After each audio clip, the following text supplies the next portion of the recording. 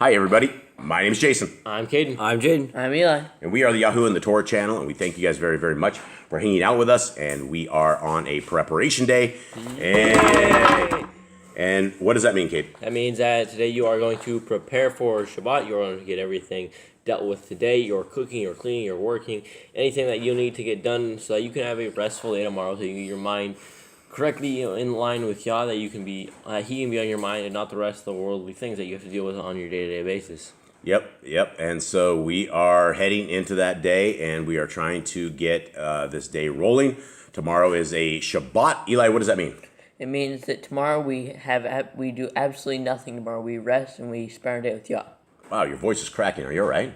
You sound like you're almost about to cry. Are you okay? I'm good. You good? Okay, everyone all good here? Yeah. Okay, well, let's cheer up here. We can get through this, I am sure. And so let us continue on with this. So tomorrow we are not going to be doing anything. We have a live Shabbat service tomorrow, and It's 11 a.m. Eastern time. it's 11 a.m. Eastern time is where we will be here, and we will attempt to stream this live, and we will be on the Yahuwah and the Torah 2 channel. And I keep saying every time that we will get this scheduled early in the morning for the next day, but we never ever do it until like 5 minutes before Shabbat. And so I won't say that you guys could check the schedule out, because we just can't get it together as a family. Hopefully we will. You'll see it scheduled when it is scheduled. Okay, what is the haps today, boys? Well, Basically, us preparing and getting ready for tomorrow. Yep, it is month 9 on our Creator's calendar. It is the 6th day of this week. It is the 8th day of this month on our Creator's calendar, and on the Gregorian Babylonian calendar, it is the December 2nd. And I guess that is it. I don't have a ton of stuff to go on here.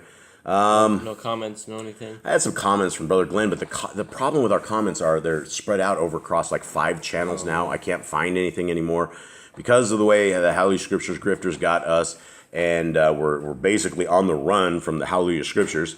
We are just all over the place, and so comments are really hard, but we did have some good ones from Brother Glenn yesterday. One thing I would like to bring up, actually it was the day before, Brother Glenn, he said that the name God was not pagan. Because we had discussed that the name God was pagan, and I thought we should probably discuss this a little bit, because we don't use the name God. We used to, but then we found out that it was a surtitle. What do we know of it being pagan or not pagan, or right or wrong? Anyone? Eli? Well, we know it's wrong. We know that because that's not his name, right? He's not going to respond if you were to call him, "Hey Bob," you're Bob in heaven, right? That's not his name. His name is Yahuwah. He told Moses what his name was, and it's a form of respect, right? When you call someone by their name, you're showing them respect. Because if you just call them God, it's like, "Hey, Mister." It's like, "Hey, sir." It's not his name, and he says that we will know his name. That's one of his things, is they will know my name. Yeah, absolutely. And so we know it begins with Yah, and the end of it could be, I don't know if anyone knows it, but we know of him as Yahuwah, Yahweh, I've seen a lot of Yahweh or something like that, like where it's a V. People, right, because Yehovah. People don't know if it's the Yod He Vav He or it's Yah He Wah He. So there's a little bit of contention between the W and the V sound in the middle there. Yeah, and like the Jehovah's Witnesses start with a J, but there were no J's in Hebrew, so it would be Yahovah's Witnesses if that's really how they wanted to do. But again, that is yet another religion of people that do not keep the laws, statutes, and commands of our Creator. So do we know of God as being pagan, or is it just that we shouldn't be using this? We probably shouldn't use it because it's not his name. I don't think we know directly pagan. We know Lord and Jesus are pagan. Yep, Lord, and that's the capital. When they have like a Lord that's lowercase, that actually translates in Hebrew to Baal, the deity. Essentially like Nimrod. I mean, it's one of these guys. I don't know if his Baal is. Is that one name? I feel like it's not Nimrod, but it might be. Yeah, it's probably something they named after Nimrod. We know there's 70 different names of Nimrod after the Tower of Babel. Okay, so let's continue on. Let's get into Luke 12 and see what we have going on. Okay, meanwhile, when an innumerable crowd of people had gathered together so that they trampled one another, he began to say to his Talmudian, "First, beware of the leaven of the Pharisees, which is hypocrisy." Okay, and we've talked about this before. Eli, what is leaven? It is the sin of the Pharisees, like their traditions and all that. What is leaven in your kitchen cooking? It is a rising agent. It makes like the dough rise. Yeah, it's a dough. It's something that does that. And so, if he's saying that the beware of the leaven of the Pharisees, what is he exactly saying? He's saying beware of the sin, beware of their things that their little rising agent that they put in their work and their words that causes the thing to rise, which is wrong. Right, and how we make bread is the leavening agent. Without it, you would have stone bread. It would just be very hard. It would be no leaven added at all, and it would be like matzah. And so, if people are considered like flour, and we can throw a little bit of leaven into them, if the leaven is good, like it has the Torah, it has the faith of Messiah Yahushua, that bread is going to be good. But when he's talking about the leaven of the Pharisees, bad leaven can do very bad things to you. So let's continue on. And whatever is concealed shall be revealed, and whatever is hidden shall be known. I would like to take this opportunity to bring the Hallelujah Scriptures to light, because this is very interesting that we read out of their old copy, and the Hallelujah Scriptures no longer has the ability to. They were irresponsible with the word of Yah. And Yah has taken that out of their hands, and he has delivered that to people, and people are downloading that. We had yesterday another 14 or 15 downloads of the scriptures, and so every single day we're getting at least that many. And so it is very, very good that people are downloading this now, and we don't have to have a printing press. We don't have to rip people off. We don't have to take their donations. We don't have to stomp them. We don't have to hoard the word of Yah. They can simply click on a PDF and download it, and they can read it at their leisure. In fact, you can read any of the books that they have, and the rest of their books are coming very, very soon. But it's very interesting that Messiah Yahushua says, whatever is concealed shall be revealed, and whatever is hidden shall be known. Let's continue on. So whatever you have said in the dark shall be heard in the light, and what you have spoken in the ear in inner rooms shall be proclaimed on the housetops. And again, this is the Hallelujah Scriptures chapter here, right? This is what they did. They had 13 years of being very, very evil, that they've done enormous amounts of evil in the dark rooms, and they spoke it. And now it's all coming to the light. All of the people that they attacked, all of the families they left destitute, all of this stolen money and stolen gold and stolen houses and all of that stuff, it's now being proclaimed on the housetops. Everybody who has an ear to hear and an eye to see is now been informed. And we will continue on. Verse 4. But I say to you, my friends, do not be afraid of those who kill the body, and after that are unable to do any more. Okay, what is he saying with that, guys? Come on. What do we have? He's saying that you do not fear the people, or you should not fear being persecuted for the word. But he says don't fear man. Do not fear a single man, because all they can do is right. They can kill you, and that's the end of it. That's the very best they can do. And the problem is, and the reason that 2019 was so successful in tricking the entire world, is that everybody wants to stay alive. Everyone's like, oh, I don't want to get sick. I don't want to die. I don't want to do all this stuff. Let's come on, let's do this, right? And then they go and they do what a government organization says, and now they're all dying. And so we shouldn't be afraid to die, because if you are following Torah, you shouldn't be afraid to die, because you know it's going to happen to you. But if you're not following Torah, you should absolutely be afraid, because you will end up in Gehenna. Absolutely, yeah. We don't. I mean, that's the thing about people that are in the Torah. You don't need to preserve your life. From dust we came, from dust we will go. We will end up in a grave. We will be dead. This physical body is going to disappear. It doesn't matter. The Satanists will try to drink the blood of the young to try to stay alive forever. It doesn't matter how long they do that. Eventually, their old decrepit bodies will die. We are going to die. Embrace it. Embrace the life. Embrace the journey that we have right now. And if we are doing everything for every last moment of our day, and the problem is, if you are not living your life to the fullest, that you can live it, then you will live on your deathbed wishing that you had a better life, or wishing that you had done stuff better. And there's many, many people on their deathbed that they said, I wish I would have spent more time with my family. I wish I would have had more time. I wish I had more time with my kids. Things of that nature. Don't have those regrets. Spend that time with your family now. Spend that time with your kids right now. Verse 5. But I shall show you whom you should fear. Fear the one who, after killing, possesses authority to cast into Gehenna.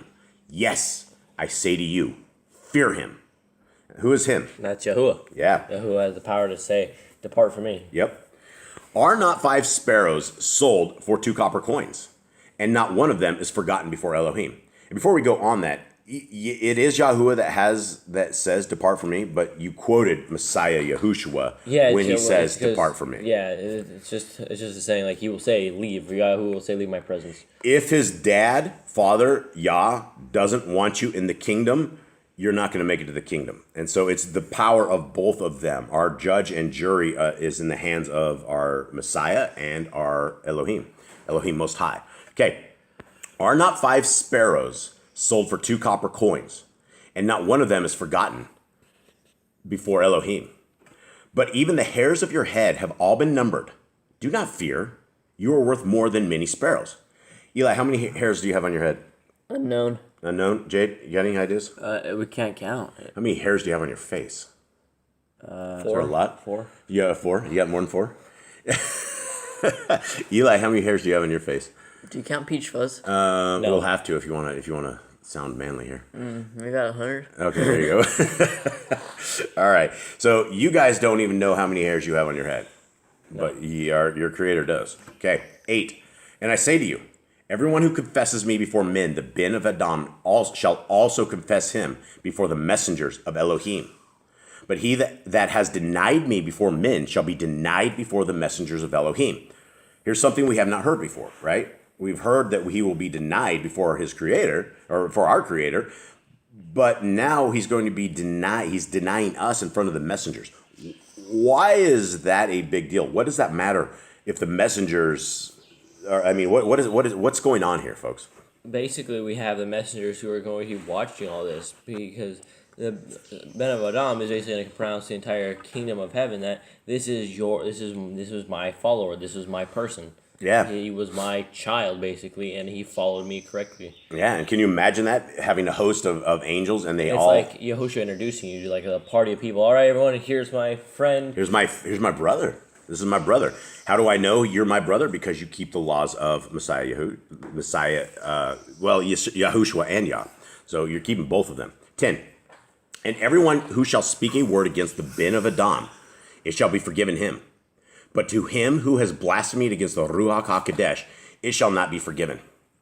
And when they bring you to the congregations and rulers and authorities, do not worry about how or what you should answer or what you should say.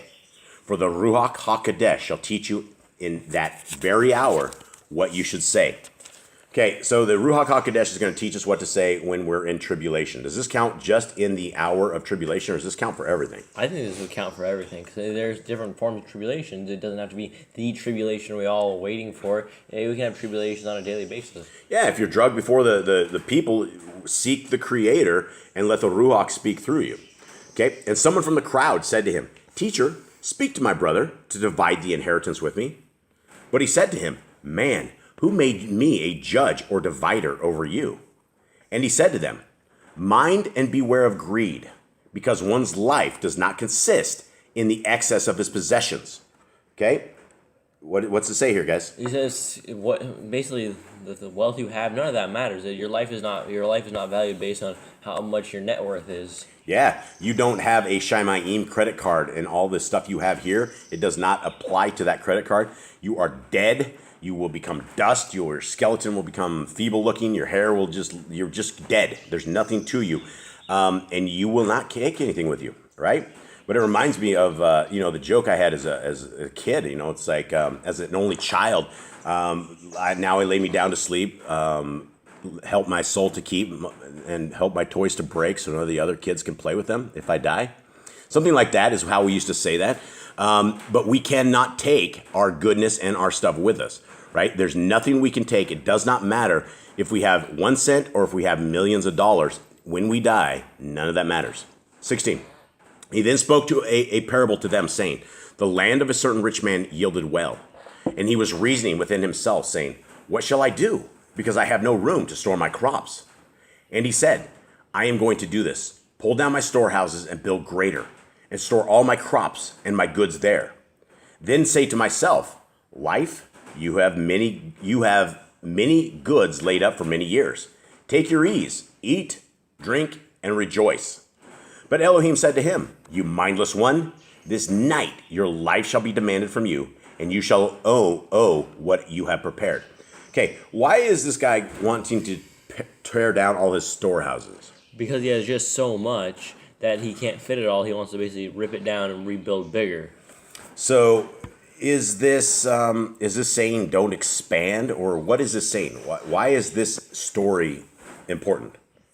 Because basically, this guy forgot Yahuwah. This guy forgot Yahuwah and what he was doing. And Yahuwah blessed him. Yahuwah was the reason he had what he had. And he basically was just like, my life's so good. I'm so rich. Life's going to be great for me. And that's what he said. And then he forgot Yah. And Yah was like, hey, you forgot me. Yeah, and they have that saying, eat, drink, and be merry.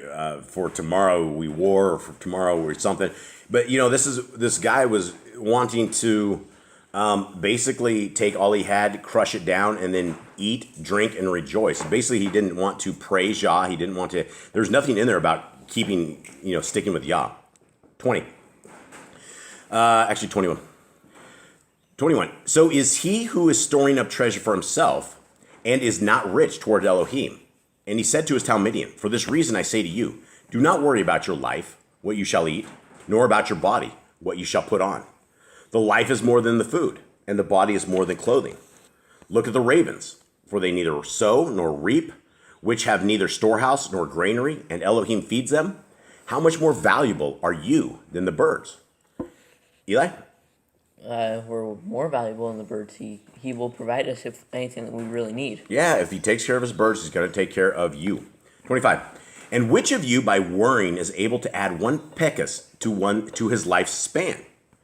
If then you aren't able to do the least, why do you worry about the rest? Look at the lilies, how they grow. They neither toil nor spin. And I say to you, even Shlomo in all his esteem was not dressed like one of these. And if Elohim so clothes the grass, which today exists in the field, and tomorrow is thrown into the furnace, how much more you, O you of little belief? And do not seek what you shall eat or what you shall drink, and do not keep worrying. For the Gentiles of the world seek all these, and your Father knows that you need these. But seek the reign of Elohim, and all these shall be added to you. What is he talking about? All these shall be added to you. What is added to you? I think blessings and basically probably riches in the Shamayim. Yeah, he's talking about eating and drinking. Don't worry about that. Don't worry about any of this, because if you seek the kingdom, then our Creator will make sure that you are totally provided for. But it's very important that we do seek the kingdom. 32. Do not fear, little flock, because your Father delights to give you the rain. Sell your possessions and give in kindness. Make yourselves purses which do not grow old, a treasure in the Shamayim that does not fail, where no thief comes near to nor moth destroys. For where your treasure is, there your heart shall be also. Let your loins be girded and your lamps burning, and be like men waiting for their master when he shall return from the wedding, that when he comes and knocks, they open to him immediately. Baruch are those servants whom the master, when he comes, shall find watching. Truly, I say to you that he shall gird himself and make them sit down to eat, and shall come and serve them. And if he comes in the second watch or in the third watch and finds them so, Baruch are those servants. And know this, that if the master of the house had known what hour the thief comes, he would have watched and not allowed his house to be broken into.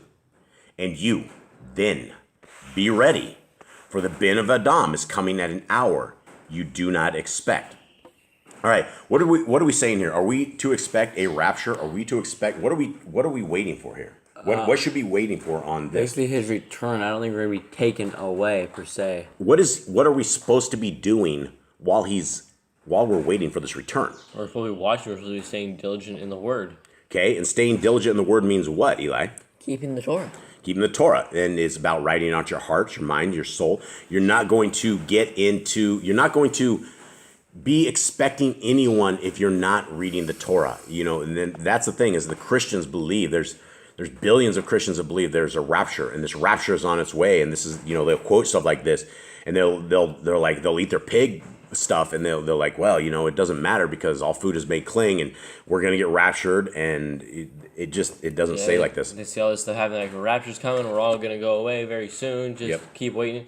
It's going to be very disappointing when they realize that they're going to have to go through tribulation like the rest of the world. Yeah, absolutely go through tribulation. And the problem is, most of these people are not ready for tribulation because they believe the rapture is going to come save them. And so many of them will squander everything they have. They will not prepare. They will not be like Joseph. And, we know there's an orchestrated famine on the way. We know there's food that's going to be very hard to get in the near future. And we have an opportunity still. A lot of us can still buy lentils and things of this nature. And we should be doing this because if a famine does come and we do not have food, but we were given years and years to prepare, then that is the miracle that we were seeking. We shouldn't be seeking a miracle if we did not plan. If we had the ability to plan and our Creator has given us the ability to stockpile, to do what we need to do, and we didn't, then you're going to have to seek another kind of miracle because the miracle you had before you rejected. We learn a lot of Proverbs, like Solomon always told us, to be like the ant and store up our food for winter or times of poverty. Yeah, absolutely. Absolutely. And that is where the Christians do not believe that. They don't think that you have to do that at all. Okay, 41. And Kipha said to him, Adonai, do you speak this parable to us or also to all? And the Adon said, Who then is the trustworthy and wise manager, whom his master shall appoint over his household, to give the portion of food in due season? Baruch is that servant, whom his master shall find so doing when he comes. Truly, I say to you, that he shall appoint him over all his possessions. But if that servant says in his heart, My master is delaying his coming, and begins to beat the male servants and female servants, and to eat and drink and be drunk, the master of that servant shall come on a day when he does not expect him, and at an hour that he does not know, and shall cut him in two and appoint his portion with the unbelievers.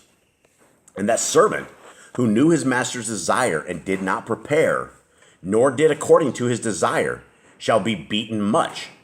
Okay? What are we talking about here? Did Messiah Yahushua just say he's going to beat us? I his think dad's going to beat us? it's more metaphorical. It's like when he comes back, and you only have one shot for this. When he comes back, and you're not in Torah, you're not doing the commands, you are being a worldly person, you basically all will be judged, and then you get sent away into a everlasting fire. What would you call getting pelted with like fire and brimstone and worms eating you? A beating. A beating. Yeah, so that is the beating. And it says, that's the thing we don't want to. That's the one thing we don't want to do is be beaten by our Creator in that terms, right? Hopefully he only gives us 39 lashings, but the lashings from Yah could be incredible. So, what are we to make by this? He clearly says that people need to be ready.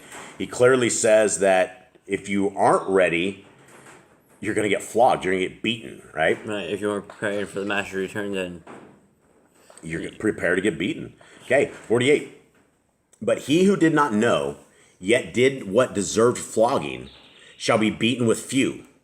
And everyone to whom much is given, from him much shall be demanded, and to whom much has been entrusted, from him much more shall be asked. Okay, I guess this is kind of good news. This is something that I guess if we don't have everything figured out all the way, we're going to get beat less, right? Because this right here, this could very well be to some of the Christians. They've been given a book all their life. Nobody has ever read the book. But they say they know, but they don't know. But he says right here, but to he who did not know, yet did what deserved flogging, shall be beaten with few. So that's kind of good news, I guess. If we didn't know and we still were bad, we're going to get beat, but not as beaten as much as those who knew and didn't do. 49.